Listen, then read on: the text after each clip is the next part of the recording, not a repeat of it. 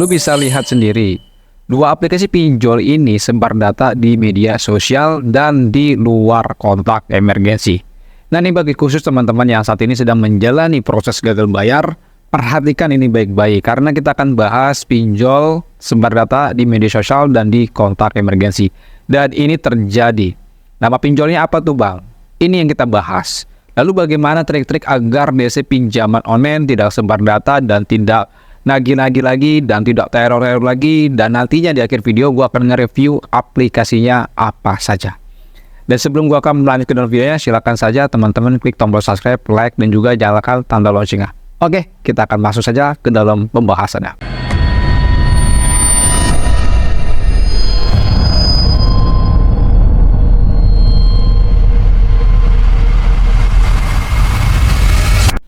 Assalamualaikum warahmatullahi wabarakatuh. Kita berjumpa kembali lagi di channel YouTube Tus Pinjol. Pada video kali ini, gue dapatkan informasi dari salah satu member gue yang ada dalam grup WA.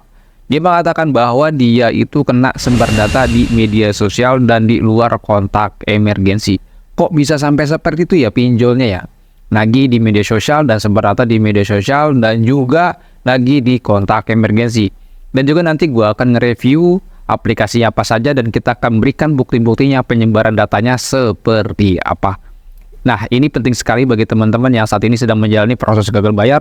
Perhatikan ini baik-baik karena akan gua beritakan informasi-informasi seputar gagal bayar pinjol nasabah disebar di media sosial. Oke, teman-teman, ini bukti validnya bahwa nasabah ini memiliki gagal bayar di sebuah aplikasi pinjaman online ilegal yang bernama Rupiah Kilat. Nah, di sini ada member gue, dia gagal bayar di pinjaman online Rupiah Kilat, dan ternyata Rupiah Kilat ini adalah pinjol ilegal. Dan nasabah ini ternyata kena sebar data, di mana di kontak emergensi. Itu buktinya seperti itu, ya. Ada fotonya dan ada namanya dan lain-lainnya. Nah, di sini kita melihat isi dari aplikasi Rupiah Kilat. Nah, Rupiah Kilat ini adalah pinjol ilegal. Dan di mana pinjol Rupiah Kilat ini adalah pengganti dari aplikasi pinjol ilegal yang bernama Super Pinjaman dan Pundi Cash. Dia adalah aplikasi pinjol beranak. Dan di mana nasabah ini memiliki tunggakan di pinjaman online di produk Tunai Plus. Kalian bisa lihat itu ya, Tunai Plus. Nah, pinjaman online ini beranak. Namun nasabah ini gagal bayar di Tunai Plusnya. Nah, selanjutnya di sini ada member gue juga dan melaporkan bahwa dia gagal bayar di sebuah aplikasi pinjaman online ilegal juga, tapi kena sebar data. Nah, nama aplikasinya yaitu Kredit Kaya. Nama aplikasi pinjaman online yang bernama Kredit Kaya ternyata sebar data di media sosial. Waduh, serem juga ya. Dan selanjutnya ini review dari aplikasi pinjol Rupiah Kaya. Kalian bisa perhatikan, ini gua sudah berikan reviewnya. Nah, kalau aplikasi pinjol dari Kredit Kaya, ini tidak ada di Play Store. Tapi kalau teman-teman mau install aplikasi pinjol Kredit Kaya, nanti akan gua berikan daftar link downloadnya. Tinggal Anda sikat, habis itu galbaikan. Padahal nasabah ini dapat pinjaman 1.200.000, tapi yang masuk ke rekening cuma Rp600.000. Itu adalah dari pinjol ilegal Kredit Kaya dan Rupiah Kilat. Kedua aplikasi ini adalah aplikasi pinjol ilegal yang tidak terdaftar di OJK. Artinya ketika Anda gagal bayar di kedua aplikasi ini, resikonya hanya sebar data saja. Namun untuk slip OJK Anda ataupun skor kredit Anda di aplikasi pinjol legal ataupun di slip OJK itu tidak bermasalah. Namun yang bermasalahnya adalah ketika Anda gagal bayar di pinjol ilegal, ini akan bermasalah di pinjol ilegal lainnya. Makanya teman-teman gue sarankan ketika teman-teman mau galbay di pinjol ilegal, usahakan galbay semua. Jangan satu ataupun dua aplikasi. Tentu ini rugi banget bagi teman-teman yang saat ini mau galbay di pinjol ilegal, tapi cuma 1 juta, cuma satu aplikasi, dua aplikasi. Sayang data banget, bro.